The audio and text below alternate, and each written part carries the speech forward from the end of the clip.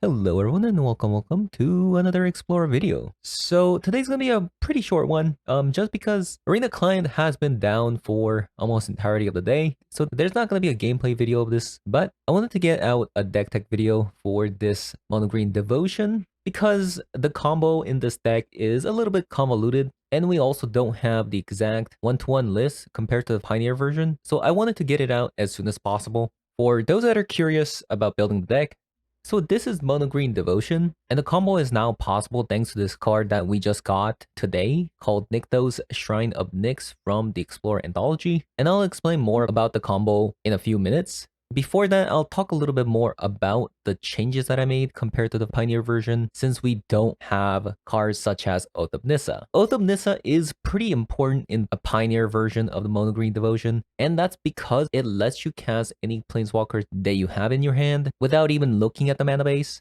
Like for example, they have cards such as Teferi or even Nicol Bolas, which they can just cast freely because of the Oath of Nissa. But I would say the most important thing about the Oath of Nissa is the fact that it can grab a land. So instead of that, we're going for a little bit more linear plan, and that's by playing just generically good creatures such as Lovestruck Beast and Scavenging Ooze. And I also decided to go down on a Boseiju who endures because without Oath of Nissa, we have way too many legendary lands in the deck, especially with Nykthos now. So I decided to go down on Boseiju who endures and go up on a forest. So now, as for the combo, this is going to get a little bit convoluted, so stay with me here. And I do have to mention first and foremost, you don't actually need the combo for this deck to win. Normally, if you just storm the festival into Old Growth Trolls and Cavalier of Thorns, and with some Karns grabbing something like Sky Sovereign Console Flagship, you do usually win the game. However, there are some games that are going to be prolonged, where each of the board state gets full and you can't really attack through their defenses. That's when the combo comes in. So with the combo, you need Nykthos, Kiora, and a Karn. And you would want additional extra copy of a Kiora and a Karn, either in your hand or in the graveyard. This additional condition of having additional Kiora or Karn in the graveyard isn't going to be that difficult because of Cavalier of Thorns and Storm the Festival constantly putting cards into your graveyard. And additional condition you have to achieve is Nykthos being able to generate at least 14 mana. Because the card Karn's going to be grabbing in the sideboard to achieve this combo is called Pestilent Cauldron. What's cool about this card is that it's an artifact, but you can cast the other side called a Restorative Burst, a 5-mana sorcery card that lets you grab, in our case, 2 Planeswalkers from the graveyard into your hand, and each player gains 4 life. So as I mentioned, you would need at least 14 mana sources to be generated with the Nykthos. You would need 2 mana to activate the Nykthos, 3 mana to cast the Kiora, and 4 mana to cast the Karn, and 5 mana to cast Restorative Burst. So that is exactly 14 mana you have to spend every single loop, and play Kiora, and then play Karn, untap the Nykthos, generate at least 14 mana, and grab Restorative Burst and casting to grab Kiora and Karn again. So now you have infinite mana through Kiora, untapping Nykthos, and you have infinite life, gaining 4 life through casting the Restorative Burst.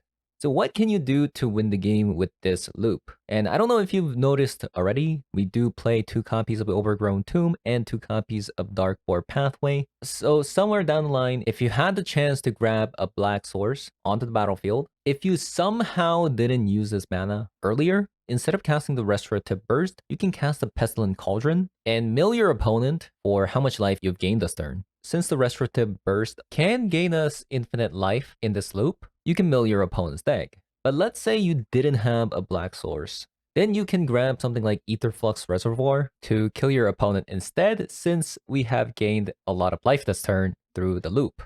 One other thing to mention before closing this out, if you don't have extra copies of Karn and Kiora in your hand or in the graveyard, what you could do is grab Heart of Kiran. You can crew the Heart of Kiran using the loyalties of Karn or Kiora as much as you want, and you can forcefully kill those Planeswalkers, sending them into the graveyard. So if you cast a Restorative Burst, you have a target to grab, even though you don't have extra copies. Now, as a demonstration, I'll try to combo off here. We'll cast a Kiora here, and it will untap the Nykthos into generating a bunch of mana. and we'll storm the festival. Hopefully we hit a Karn. There's already a Karn in the graveyard, so we're looking for a Kiora here. So we didn't find the extra Kiora, but that's fine. So right now we're generating 11 from Nykthos. We need at least 14, in which case we now do because of Cavalier of Thorn. And we're going to cast another Cavalier of Thorn to see what we draw from Kiora. And we see that we see another Nykthos. This is why we play 4 copies of it. So we find the Karn. So I think what I'm going to do, since we don't have a Kiora in our hand, we're going to get a Heart of Kirin so that we can kill the Kiora. And now by casting another Karn here, because of the legend rule, the Karn that we have on the battlefield is going to go to the graveyard, which is what we want, because now we get to grab Pestilent Cauldron and cast the other side, the Restorative Burst. So we can grab the Karn and Kiora. But since we don't have another Kiora in the graveyard, now we have to crew the Kiora a bunch of times.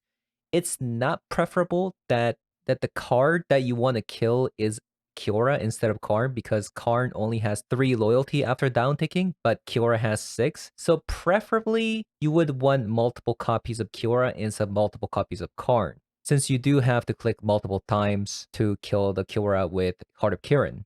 So because we don't have any black sources right now, you do multiple times until you have enough life, and as soon as you get enough life, you grab Ether Flux Reservoir, and then you cast it, and cast another card. There you go, Ether Flux Reservoir will gain you a bunch of life, since we've casted multiple cards this turn already, and you can just kill your opponent by dealing 50 damage to opponent's face.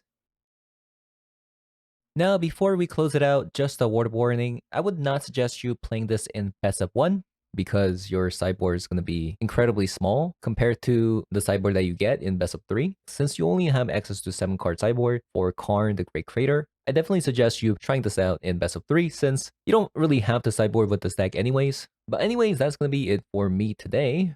If you guys found this helpful or liked the video, leave a like, comment below, subscribe, and I'll see you guys all later. Bye bye.